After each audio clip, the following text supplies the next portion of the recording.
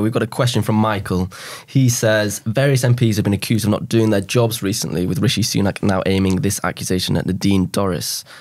MPs are well paid and would not get away with this in equivalent jobs. Would it be realistic to define criteria that could be used to automatically trigger an inquiry into an MP's work, or even a recall, such as the number of votes attended or clinics held? Okay, this is a really interesting and important question. And for some context for our listeners who might not have kept up with this saga, Nadine Dorries, she's Tory MP for Mid Bedfordshire. When she felt she'd been blocked from getting a peerage on the 9th of June, she said she'd stand down with immediate effect, but she hasn't yet done that. So she hasn't triggered the process for a by-election in her seat. She also hasn't spoken in the Commons since last June, and she's only voted 10 times in votes in the Commons since last July. That's all within the rules, but it is very frustrating for her constituents. And there's a few bits of graffiti and signs that have gone up saying Dossa Dorries around those parts. But it's also frustrating for Rishi Sunak as well, who just wants the by-election to, come along so that he can fight it and get it over with. He said people aren't being properly represented by her in her seat.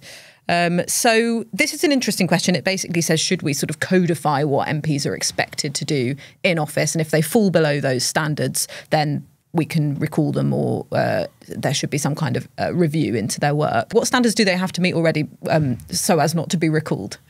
I mean, the first thing to note is that MPs are not employees. They're elected to their office and they get a salary, get at the office, their actual office, things like that by virtue of being elected. It's not like they're appointed and there's no system, as we often talk about. In terms of recall, the key thing to look at is the Recall Act from 2015, which the coalition brought in. And it basically says that a by-election can be triggered if a recall petition is signed by 10% of the constituency. And the only way you can get a recall petition is if an MP is suspended for 10 days from the House of Commons, if they are handed down a custodial prison sentence, and the third one is misleading expenses claims. Okay. So they're the three things. I think part of the reason that it came into being was the expenses scandal back at the end of the New Labour years.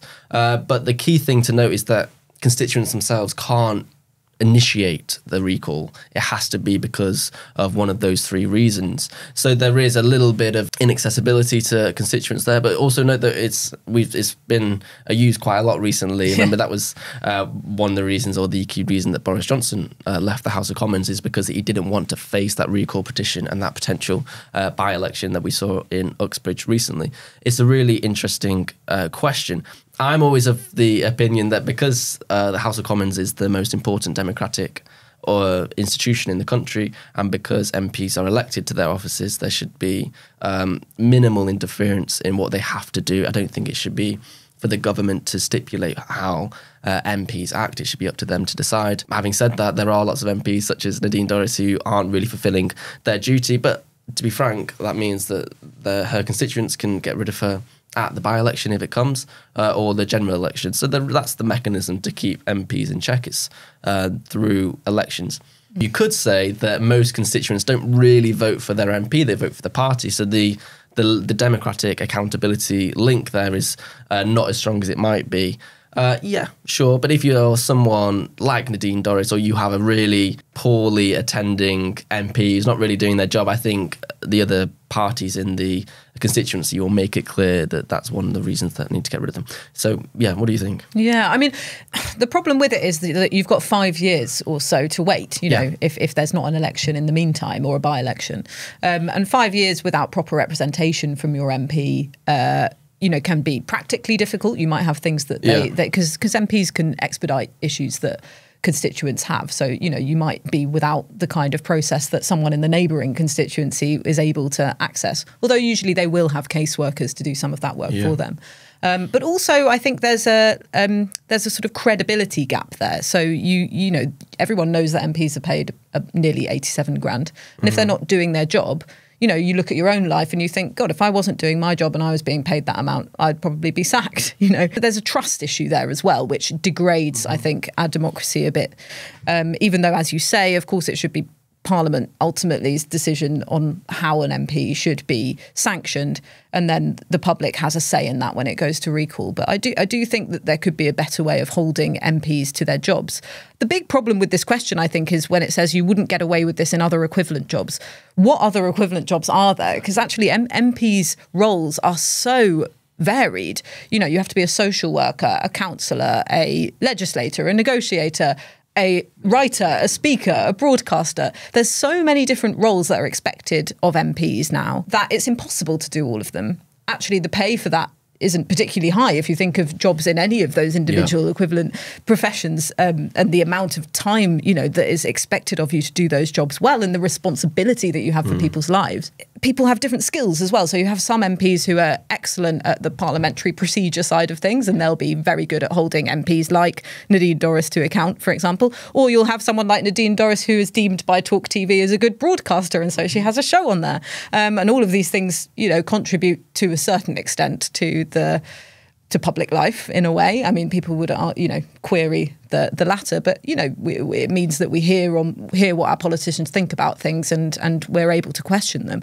So you don't have any one job for them, and perhaps that means that we're giving our MPs too much to do and the job isn't defined enough, or perhaps it means that, you know, you do have to have this slight vagueness of what we expect of them when they're in office. Yeah, I think that's the key thing. What is their job at the moment? So I think there are two sort of approaches to this question and whether they have too much to do. First of all, an MP can be a minister and an MP at the same time, because all ministers do that. So we know it's possible. So that brings into question how time-consuming the job of an MP is. We also know that in recent decades, the job of an MP has expanded to such an extent that they are now inundated with requests for help from their constituents in a way that didn't really happen in the past. I think in part maybe it's because Brexit thrust MPs into the national debate much more to the extent that people thought that their local MP could solve all their problems, when maybe it was a problem with the council, or maybe it was a problem with DWP, or whatever it is. MPs have now become the lightning rod for many of those complaints within society. That's extremely draining for them, and lots of them just don't have the infrastructure in their offices to deal with some of these problems. They don't have enough staff, for instance. So two approaches to that question. I think the other thing is really interesting, what you were saying about writing, speaking, maybe being on Talk TV. I think Jesse Norman, who's a Conservative MP and a minister, he's got a new book coming out, and he received a lot of criticism for it online. And it just struck me as, why would we not want our leading politicians to be writing, thinking, engaging with ideas and literature? That strikes me as quite a valuable thing for a politician to do. This whole expectation of MPs to be constantly working, to never go on holiday, to not have any downtime, to not read, write, think, strikes me as just unrealistic and also counterproductive. If we have a MP like Jesse Norman, who takes an extreme interest in Edmund Burke, for instance, or any Conservative thinker, that might be good for politics and the Conservative Party, that they're not so ideologically wayward all of the time without any ballast to make a sense of what they're doing. I don't think that's a bad thing. No, and I suppose it gives you an insight, even if you don't agree with what they're writing, it gives you an insight into where their ideas come from and how they influence the party. So Britannia Unchained, the book by Liz Truss, Dominic Raab, Priti Patel, Kwasi Kwarteng, of course, you know, that gave a great insight into what happened afterwards. It was, you know, quite miserable the way it all turned out, but, you know, you did have that information there to work out how they came to behave like they did once they were in office. And so it can be enlightening.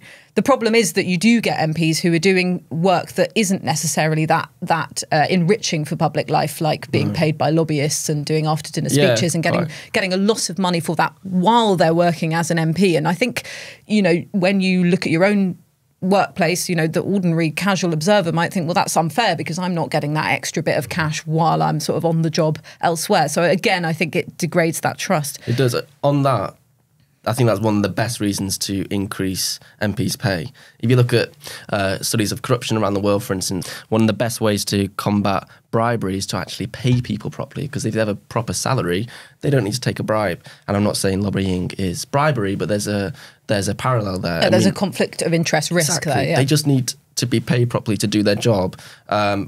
And not be vulnerable to these organisations and companies that will pay them lots of money. Of course, you would say they shouldn't be doing that anyway. Yeah, I agree. However, we need to guard against that and create a system whereby MPs are self-sufficient, they can do their job, they've got time to do it.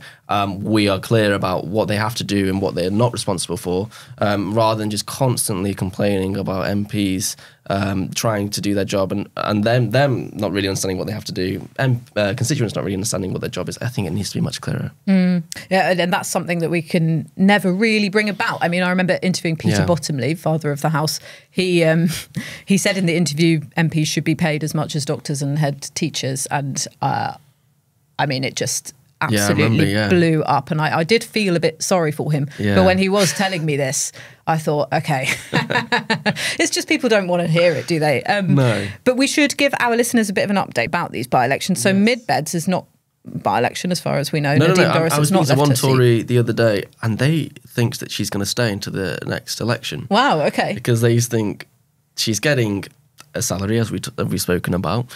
It's quite close to the general election anyway.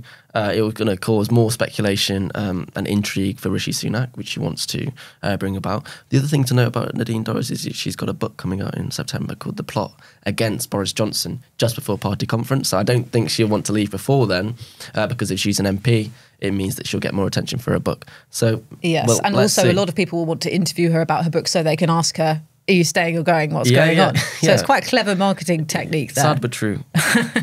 We can add that marketing to the list of things MPs need to be good at. And then there's also a potential by-election in Tamworth. Chris Pincher, whose behaviour or alleged behaviour was the reason for Boris Johnson's downfall, actually, in the end. He's appealing the Parliamentary Standards Body's decision that he should be suspended for 8 weeks. And this is over groping claims. Yeah. Still writes a column for The Critic, though, on wine every week. Okay, well, there we go.